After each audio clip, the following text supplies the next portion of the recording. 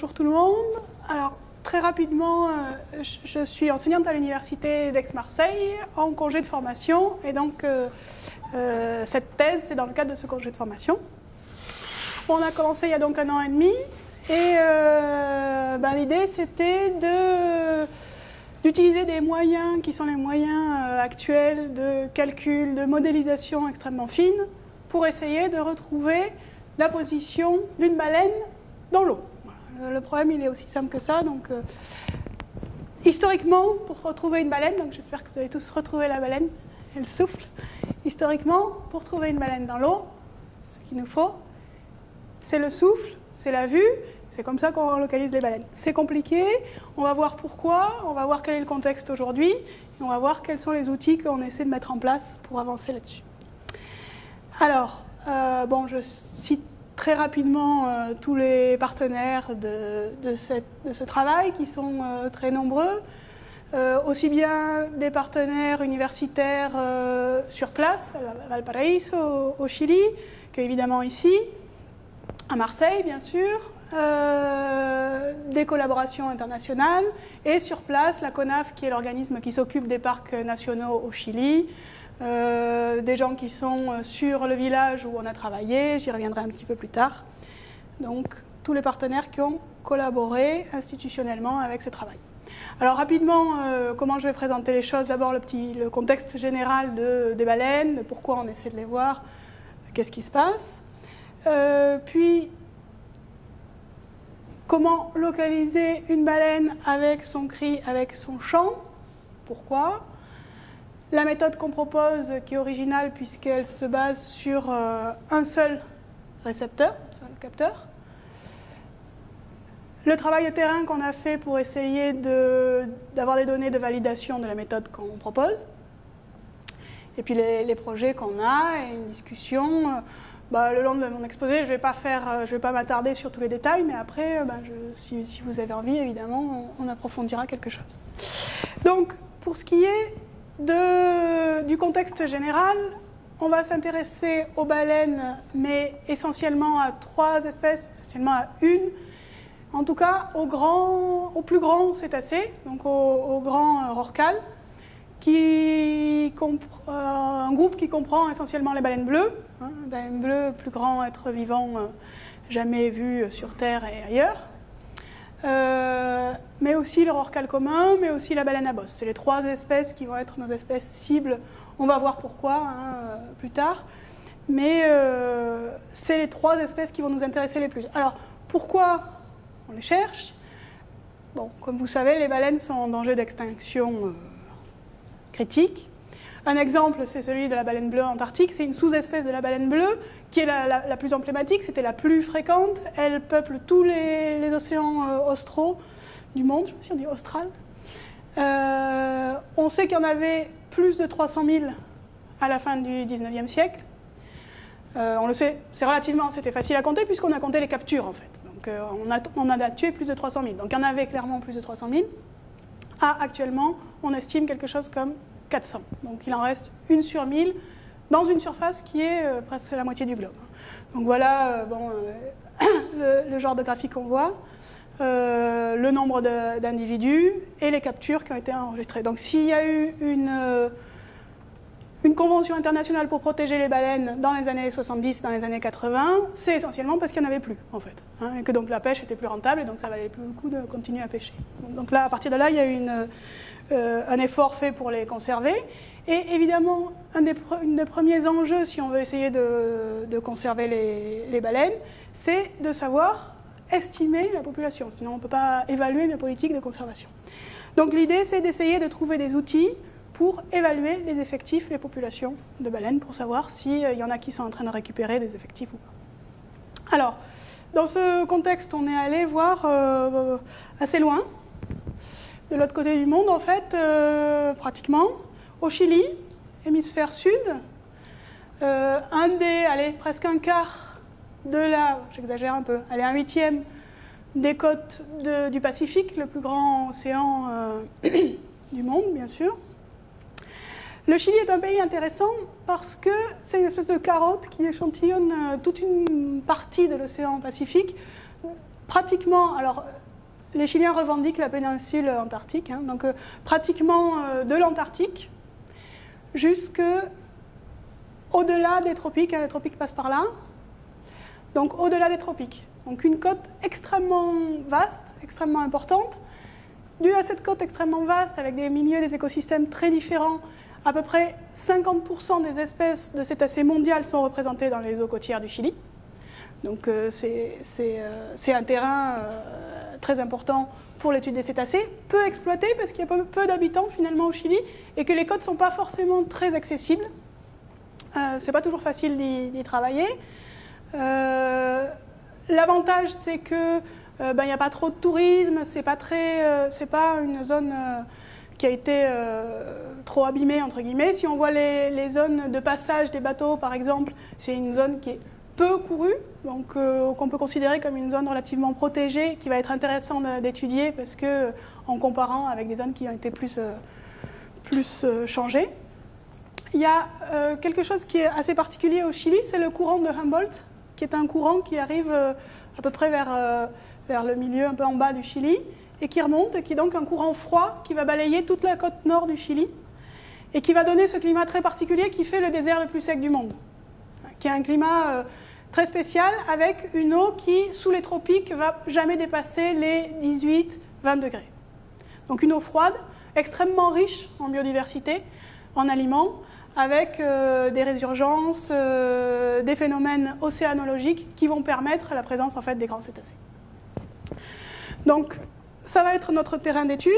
Notre moyen d'essayer d'évaluer les populations de baleines, ça va être ce qu'on appelle l'acoustique passive. C'est un outil, donc on a vu par rapport au visuel, qui a l'inconvénient de pouvoir être fait que 2 jours, d'être difficile dans un contexte de l'océan qui est vaste et ça représente énormément de personnel humain pour essayer de voir les baleines. L'idée de l'acoustique passive, c'est qu'on va mettre une petite bouée, hein, ça c'est la nôtre qu'on a mis en l'occurrence près d'une île, qui va rester jour et nuit, qui va enregistrer sous l'eau. Donc on va avoir un rayon d'action bien plus important en temps et en espace que les suivis visuels, et en même temps, si possible, le moins d'action sur les baleines, d'être le plus discret et le moins invasif possible. C'est une question d'individus. Quand on en a 400 individus dans le monde, individuellement, on n'a pas intérêt à embêter, à gêner les baleines. Donc, comment est-ce que... Alors, c'est une idée très intéressante d'essayer de trouver les baleines par acoustique passive, mais c'est un petit peu plus compliqué qu'on pourrait le penser au début. Alors, pour illustrer le compliqué, j'ai pris un schéma qui paraît effectivement très compliqué. Donc c'est tiré de Marquez et al. En 2013. L'idée, c'est d'essayer de voir quel outil statistique on peut utiliser pour reconstruire une population à partir d'un échantillonnage. Donc là, on est dans un cas particulier qui est dans un cas d'un capteur qui est fixé, qui est à poste, et on va développer dans tel et tel cas quels estimateurs peuvent être utilisés, quelles hypothèses on doit avoir, etc. Et puis donc on se promène dans cet horrible graphique. Et à la fin, alors si on tombe sur le penseur de Rodin, c'est qu'on a perdu. Hein. Ça veut dire qu'il faut se remettre à réfléchir et pour trouver d'autres méthodes. Ça veut dire qu'on n'a pas assez finalement d'hypothèses qu'on peut utiliser pour arriver à nos fins. Et puis quand on tombe sur un estimateur, on est content. Alors une des clés, c'est alors on a une possibilité si on sait identifier les animaux. On appelle ça des méthodes de capture-recapture. Si on sait les identifier, on peut avoir des estimateurs qui sont efficaces. Mais ça, bon, c'est compliqué dans notre cas, hein, en acoustique. Et l'autre enjeu, c'est de savoir estimer la distance au capteur. Donc ça, c'est l'optique qu'on va voir. On écoute, on entend des chants. Est-ce qu'on peut réussir à avoir la distance de l'émetteur, la distance de la baleine au récepteur, et avec ça on va pouvoir se débrouiller plus ou moins dans ce graphique. Il y a d'autres hypothèses qu'il va falloir faire évidemment, mais c'est déjà, ça lève un écueil.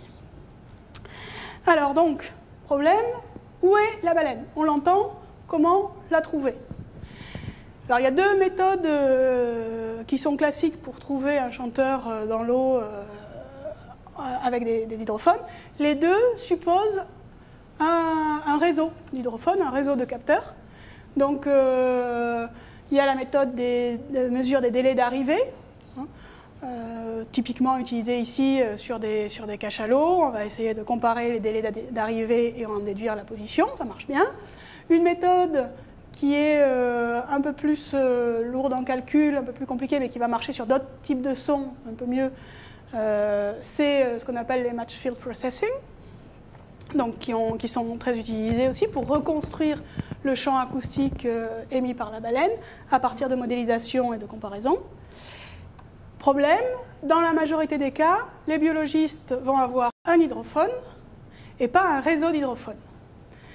Et donc, est-ce qu'on peut fournir aux biologistes quelque chose, un outil qui soit, ok, vous avez fait le travail de poser un hydrophone, maintenant on doit pouvoir vous aider pour reconstruire la position de la baleine qui chantait. Alors, l'idée de départ de cette thèse, c'est donc là, j'ai sauté un truc, la localisation mono-hydrophone. On dispose d'un seul capteur et on veut savoir est-ce qu'on va pouvoir dire quelque chose sur la position de la baleine. L'idée de base, ça ressemble au match field processing finalement, c'est de se servir de tout ce qui est autour. Donc on va supposer que l'émission de la baleine va traverser un milieu qui est complexe, avec une variation de la vitesse du son dans l'océan, avec des fonds qui sont particuliers, avec un trajet qui va passer dans l'océan, puis qui va passer dans le sol, puis qui va revenir, avec beaucoup d'informations apportées par le sol. Et en utilisant cette information par le sol, on espère pouvoir remonter à la position de la baleine, à condition évidemment d'être capable de modéliser très très précisément, le plus précisément possible, ce qui se passe, comment ça se propage, et comment le fond, connaître le fond le mieux possible, pour essayer d'espérer retrouver la position du chanteur. Là, c'est un exemple, par exemple, de chant qu'on a mesuré, on y reviendra sur les conditions de mesure, en se disant, il semblerait qu'il y a certaines harmoniques qui s'expriment à certains moments et pas à d'autres moments. Donc une hypothèse, c'est que la baleine a chanté différemment. Il se trouve que les chants sont extrêmement stéréotypés, donc on va se dire, tiens, il y a une autre hypothèse qui est possible et qu'il va falloir vérifier, c'est que c'est finalement l'environnement qui va, il va y avoir des modes qui vont se propager mieux que d'autres, et donc il va y avoir des modes qui vont s'exprimer beaucoup mieux selon la position de la baleine. Donc ça, c'est l'hypothèse de départ qu'on va avoir envie de tester. Alors, pour tester cette hypothèse, il nous faut donc des modèles de propagation très performants. Donc ce qu'on a décidé d'utiliser, c'est un logiciel qui s'appelle SpecFEM, qui est un modèle développé essentiellement par Dimitri Komatic et Tromp, qui sont au début aux États-Unis, au Canada, et puis maintenant à Marseille. C'est issu de la géophysique, c'est la modélisation d'ondes mécaniques, donc, dans les milieux, que ce soit les solides ou les fluides. C'est une méthode qui est basée sur des techniques d'éléments spectraux. Donc c'est un peu la même idée que les éléments finis, mais c'est un petit peu plus fin, et au point de vue calcul, c'est assez différent, au point de vue astuce de résolution d'équations différentielles. Mais enfin, l'idée est semblable au sens où il va falloir mailler un volume et résoudre le problème sur ce maillage. C'est un logiciel qui travaille en temporel et non pas en fréquentiel. Les fréquentiels, c'est assez fréquent d'habitude dans tout ce qui est résolution d'équations différentielles de propagation d'ondes. Mais ici, c'est un travail en temporel, ce qui permet de suivre vraiment un signal qui va nous intéresser et de ne pas faire une hypothèse a priori sur du monofréquentiel, par exemple, etc. C'est un logiciel qui est très parallélisable, ce qui va nous permettre d'utiliser des grands calculateurs, on y reviendra. Très souple, très adaptable, donc a priori, il n'est pas fait pour de la bioacoustique. En l'occurrence, on va l'utiliser pour de la bioacoustique, donc on va travailler avec l'équipe de développement qui est au LMA pour adapter ce logiciel qui est libre, qui est ouvert et qui est en perpétuelle évolution. Alors, de quoi on va en avoir besoin pour utiliser ce logiciel? Évidemment, donc, puisqu'on veut modéliser l'environnement, il nous faut une bathymétrie la plus précise possible. Donc ici, par exemple, c'est la boîte qui a été modélisée d'un lieu qui est particulier, qui est au sud du Chili, ce qu'on appelle le golfe de Corcovado, et qui est un endroit où notre collègue Susana Buchan, avec qui on a beaucoup travaillé, a fait des enregistrements monohydrophones, hein, donc ça reprend ce qu'on disait, que les biologistes ont souvent un seul hydrophone. Donc on va travailler sur ces données à elles, dans un lieu donc, qui a été représenté ici. Donc on fait un modèle, on le maille, et en plus de la bathymétrie, on va avoir besoin, si possible, hein, dans tous les cas où c'est possible, de données d'océanologie, notamment, alors si on peut avoir la nature des fonds, c'est encore mieux, en l'occurrence on ne l'a pas, mais là on a la température en fonction de la profondeur, la salinité en fonction de la profondeur, ce qui nous permet de calculer la vitesse du son dans l'eau, hein, en mètres par seconde, en fonction de la profondeur. Donc ça, c'était une donnée d'océanologie qu'on a sur ce terrain-là, par exemple. Une fois qu'on a toutes ces données, il faut essayer d'adapter le logiciel. Donc là, c'est du travail qui est en cours, qu'on continue à faire, avec toute l'équipe qui est à Marseille, Dimitri, Vadim, qui est Alexis, Vence, qui ont énormément essayé d'aller voir dans le code. Hein. C'est un code qui est en Fortran, qui est lourd, énorme, qui est multi-usage, qui sert à faire des choses complètement différentes. Il y a de la modélisation à l'échelle du globe, avec des très basses fréquences, de la sismologie, bien sûr. Et là, on veut l'utiliser pour un contexte qui est un peu différent. Donc ça veut dire qu'il va falloir adapter, qu'il va falloir aller modifier cet outil en profondeur. Donc ça, c'est un travail qui est en cours, hein, toujours, bien sûr. Et donc une fois tout ça en main, quels tests on a fait, nous, pour notre méthode?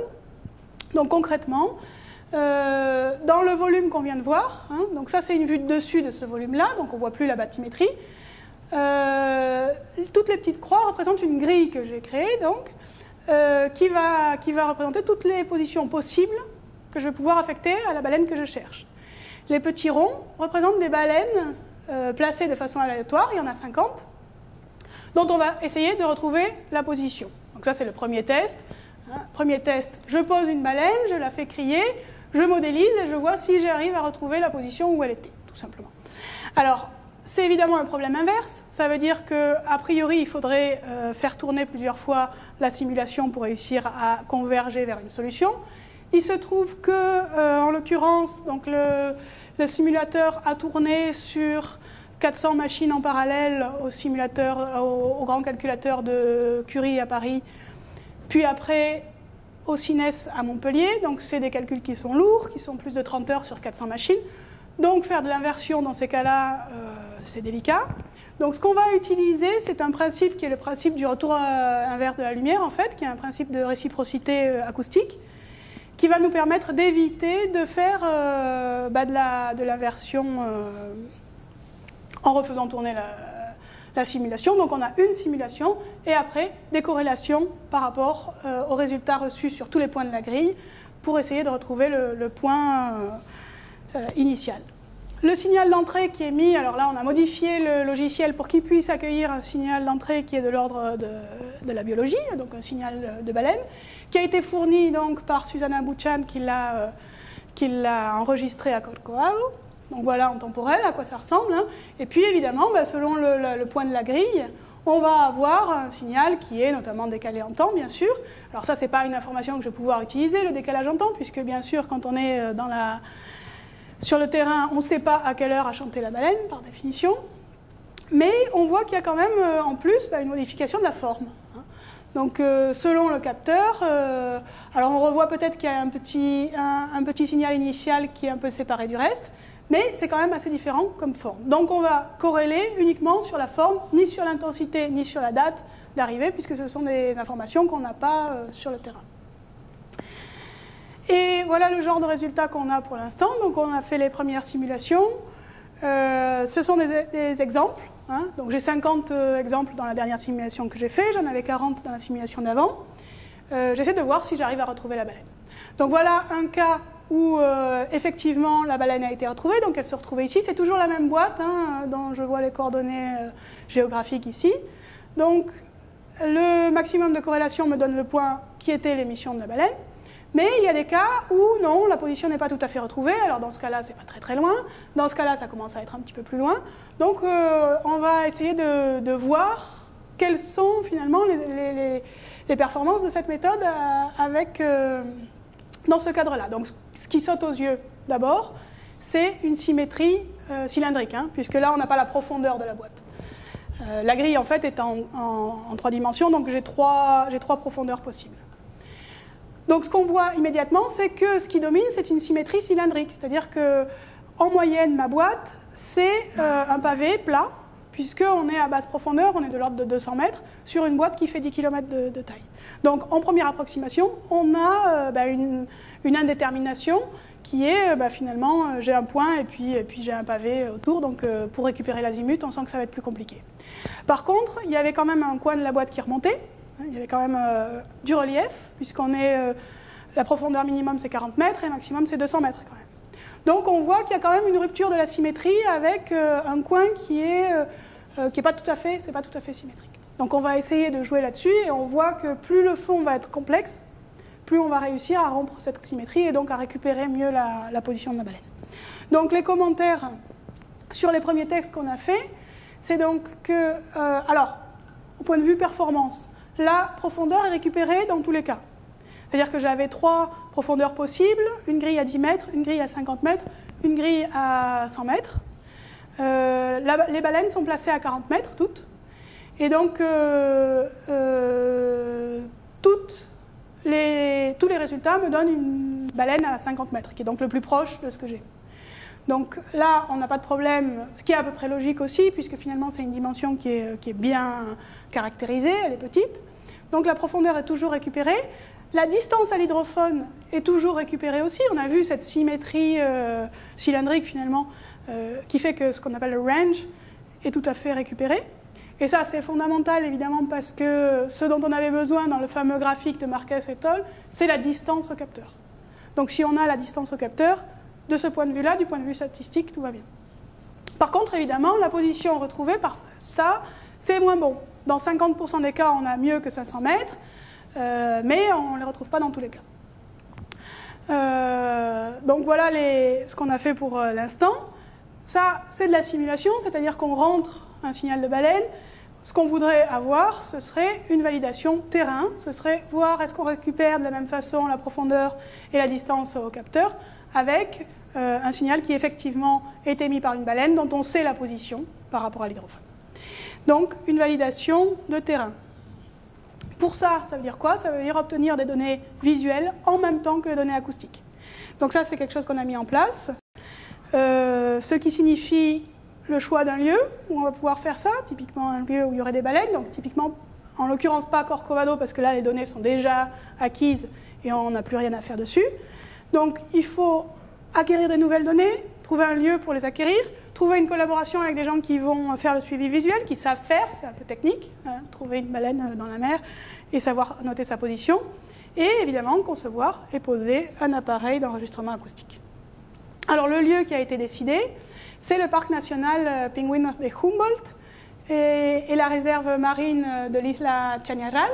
Ça se situe au nord du Chili, qui est une zone peu explorée, en tout cas pas du tout explorée au point de vue acoustique sur les cétacés.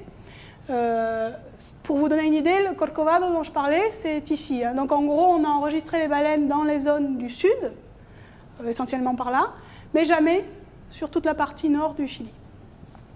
Pourquoi cette réserve marine?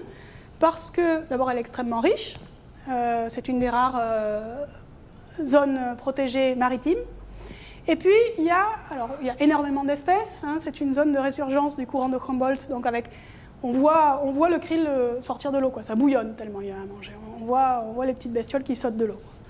Donc ça plaît évidemment, donc il y a 2 espèces d'otaries par exemple qui sont sur place. Ça, c'est l'otarie commune, hein, Otaria flavescens. Et il y a les pingouins de Humboldt qui donnent leur nom à la réserve parce qu'il y a 95% de cette espèce qui niche sur cette réserve. C'est une réserve très importante pour eux. Il y a fréquemment entre 6 et 7 espèces de dauphins et odontocètes qui sont observés dans la zone. Et les 3 espèces de grands mysticètes, hein, les 3 rorquals dont on a parlé au début, qui sont fréquemment vus aussi. Donc la richesse de la zone est énorme, et puis c'est une zone qui fait l'objet d'un suivi de l'Université de Valparaíso, avec qui on a commencé à établir des contacts, parce qu'ils ont une expérience de 15 ans de travailler sur cette réserve, mais pas en acoustique évidemment, hein, en visuel.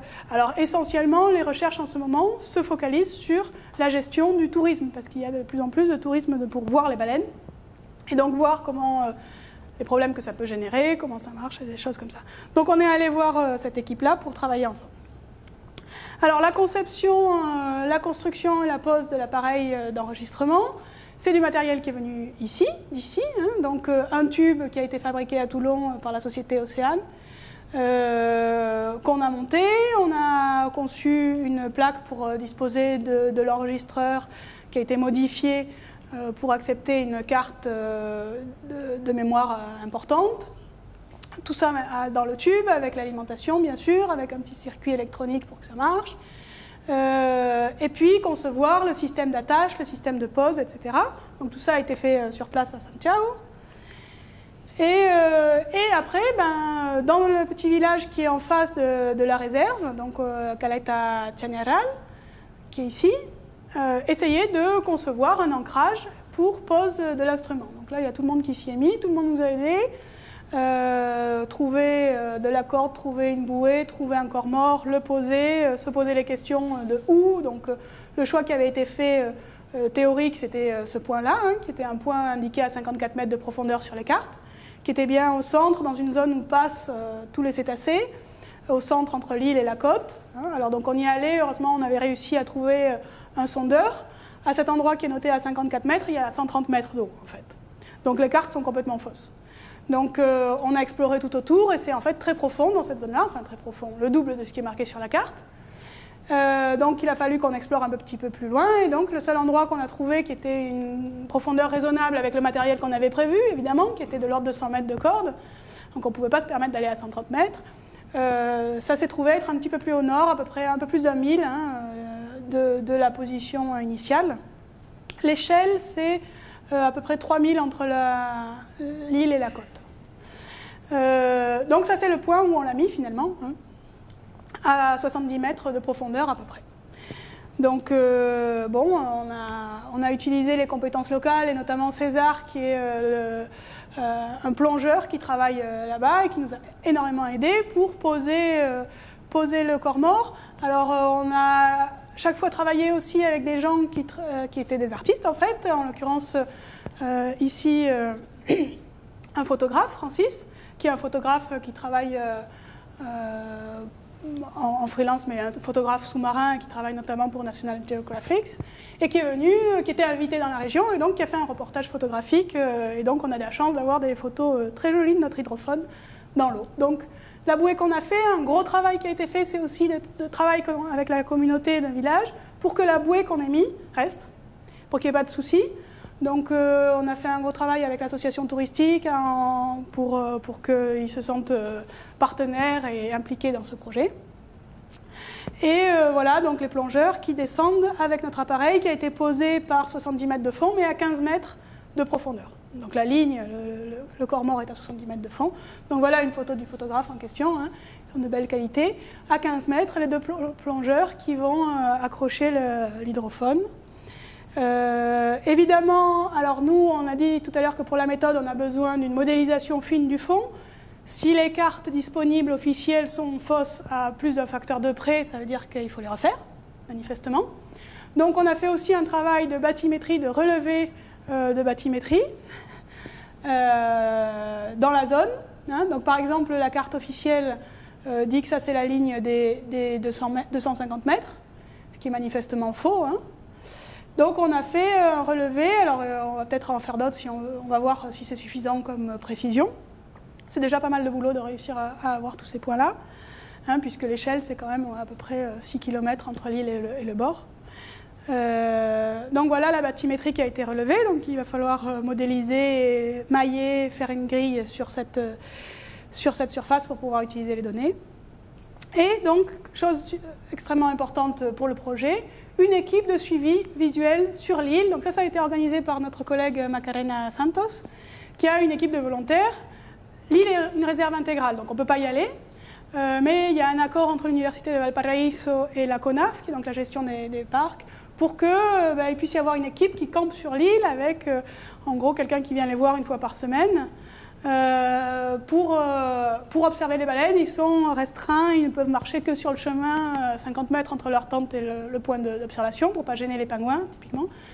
Et ils passent 15 jours là-haut Et ils font des mesures, ils essaient de... Alors l'avantage, c'est que l'île, elle est centrale, bien sûr, elle est relativement haute, donc il y a un point de vue sur la région. Et le genre de données qu'on va recevoir, alors elles ne sont pas finies, elles ne sont pas encore conditionnées, mais voilà un extrait du genre de relevé qu'ils vont faire à telle heure, avec leur théodolite. Ils ont une position qui n'est pas là, qui est brute, hein, c'est-à-dire des données théodolites, ce n'est pas des coordonnées, enfin ce n'est pas des coordonnées géographiques. Et voilà, ils ont vu, en l'occurrence, un bateau, et puis une baleine, ici par exemple. Donc identifier l'espèce. Là, c'est raté, typiquement, mais de temps en temps, ils arrivent à identifier l'espèce et la position, ce qui est ce qu'on veut comme genre de données. Voilà, donc ça a marché. On a 900 heures d'enregistrement, 3 séries de 15 jours d'enregistrement, avec, sur ces 3 séries, 2 ont le suivi visuel à côté, 9 heures par jour de travail et d'effort pour observer les baleines. Donc, on n'a pas encore les données, mais ça va être une grande quantité de données, donc les données visuelles, hein, évidemment on a les données acoustiques puisque c'est nous qui les avons prises. Un enregistrement de 5 Hz à 48 kHz. Pourquoi tant de dynamique alors qu'on est intéressé par les grands cétacés qui a priori chantent beaucoup plus bas? Parce que dans le projet, il y a aussi des partenaires de l'Université de Chile à Santiago qui sont intéressés sur les dauphins. Il y a il y a 2 populations de Tursiops dans la zone, des résidents et des voyageurs, et si on pouvait les distinguer au point de vue acoustique, ce serait intéressant aussi. Donc c'est un autre projet qui s'est greffé sur le nôtre et qu'on a pu intégrer en mettant une bande importante. Alors, je vais faire juste un petit aparté pour vous faire écouter quand même le genre de données qu'on a obtenues. Ça, c'est ce qu'on appelle des capsules vidéo qui ont été préparées par Franck, qui fait partie du projet. Et l'idée, c'était de dire, bon, on est allé travailler dans un village, ils nous ont aidés, sont complètement investis dans le projet. On va leur faire, la moindre des choses, c'est de leur faire un petit retour là-dessus. Et donc, on a préparé des capsules vidéo avec des sons qui ont été enregistrés chez eux, hein, finalement, dans leur mer, dans leur outil de travail et de vie, pour qu'ils sachent ce qu'il y a. Et puis aussi parce que leur travail, en général, c'est le tourisme. Et donc, en savoir plus, le tourisme, ce tourisme, on espère en tout cas que c'est une façon d'informer les gens, évidemment, les touristes qui arrivent. Donc, savoir aussi quels sont le genre de sons qu'on va pouvoir avoir. Donc ici, un exemple de ces petites vidéos qu'on a faites pour leur donner. On en a fait une dizaine avec des sons différents qui avaient été enregistrés sur la zone. J'espère que le son va marcher. Je pense. Notre petite bouée, toute seule dans la mer. Bon, ça c'est le plus important, enfin, le plus marquant des chants qu'on a trouvés. Hein.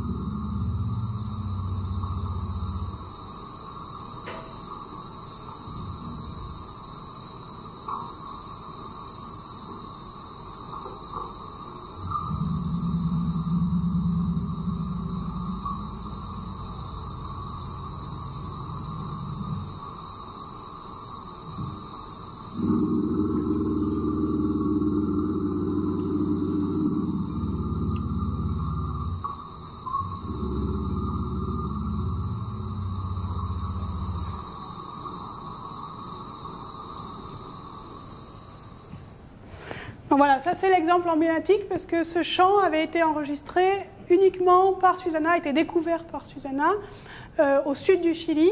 Et il se trouve que les baleines bleues ont des dialectes locaux. Il y en a 7 connus actuellement dans le monde. Donc il y a Nord-Atlantique, Nord-Pacifique, Océan Indien, Australie. Et là, Susana a trouvé qu'il y en avait un sur les côtes chiliennes. Et c'est la première fois qu'on l'entend dans le nord du Chili. C'est-à-dire que ça avait été vu à Corcovado dans le sud, découvert par Susana. Et là, on a donc la preuve que c'est la même population de baleines et qu'il y a une population de baleines chiliennes, entre guillemets, donc il va y avoir, dont on ne sait pas encore la sous-espèce, c'est probablement une sous-espèce différente, mais finalement le son, le dialecte nous renseigne plus pour l'instant que la génétique, c'est pas encore établi si... en tout cas, c'est pas encore nommé. Ils pensent que c'est une sous-espèce, mais elle n'est pas encore nommée. Donc voilà le genre, bon, on en a 10, hein, je ne vais pas vous passer les 10, mais pour avoir une idée. Alors, sur ces données, outre le projet qu'on a nous, il y a d'autres projets, évidemment, l'idée c'est que ça serve le plus possible. Donc dans la collaboration, alors il y a d'abord évidemment ici, avec la compétence des traitements de données et des big data, avec des classifications automatiques, des détecteurs, donc tout un travail de pré-traitement automatique qui va être effectué, qui a déjà été effectué en partie ici, pour classifier les sons qu'on a recueillis sur ces 900 heures. Un projet donc, qui est en train d'être fait par Susanna Bouchan, justement sur ces champs de baleines bleues, sur les populations et les dialectes. Un projet sur Macarena Santos, qui est donc celle qui s'occupe depuis longtemps du suivi visuel, qui est la gestion du tourisme. Là, on a un exemple, donc ces fameux champs là, ici, qui sont les champs de baleines bleues, hein, à basse fréquence, et puis un bateau qui passe. Hein. Donc, question, est-ce que, alors les bateaux sont extrêmement visibles sur toutes nos données, est-ce qu'il y a une incidence sur les populations, est-ce qu'il y a, donc ça c'est du travail à faire pour analyser tout ça aussi. Donc ça c'est quelques-uns des projets qui sont en cours, qui sont en train d'être faits sur ces données. Pour ce qui est notre projet, donc on va se servir de ces données bien sûr. Ça va prendre encore bien sûr un peu de temps, d'abord parce qu'il faut construire et mailler la boîte, ce qui n'est pas très facile avec le mailleur interne de SpecFem, je ne vais pas rentrer dans les détails, mais le fait qu'il y ait des îles pour des éléments finis, c'est des choses qui ne sont pas très faciles, ça fait des interfaces multiples. Voilà, à travailler, à continuer en collaboration avec les développeurs. De la même façon, introduction de la variation de vitesse, là on vient de le résoudre il y a 15 jours, donc à mettre à l'intérieur des simulations. Récupérer les données, annoter l'équipe à terre, je vous ai dit, on a pour l'instant quelques données brutes, mais c'est encore en traitement avant d'obtenir les vraies données. Et finalement, faire le test à l'échelle et essayer une validation de terrain pour notre méthode, voir quelle performance elle donne sur le terrain, bien sûr. Nouveau projet prévu. Récupérer un autre type de données avec un autre type d'animal, pas des baleines bleues cette fois-ci, mais plutôt des baleines à bosse. Une fréquence un peu plus grande, pas trop grande quand même. Donc ça, c'est aussi aller tester les limites de notre outil, parce que la modélisation dépend énormément de la fréquence. C'est plus facile à modéliser à basse fréquence qu'à haute fréquence. C'est moins de calcul. Donc dans le détroit de Magellan, poser des bouées fixes en accord avec l'équipe de scientifiques qui travaille sur cette île-là, qui est une autre réserve marine, hein, qui s'appelle le parc marin Francisco Coloane, un nom d'un auteur chilien, avec Juan Capella qui donc travaille sur cette zone-là, installé, fixe, au prochain été austral, hein, donc en janvier-février, avec Hervé, on va essayer de faire ça, pour lui-même. Donc il y a là aussi un suivi visuel qui est Juan Capella qui travaille sur la zone, qui connaît par leur prénom les 150 baleines à bosse de la zone. Donc on a déposé un projet dont on va avoir le résultat bientôt. On va voir si ça marche. Voilà, j'ai fini. Merci à tout le monde, l'équipe de pause sur place.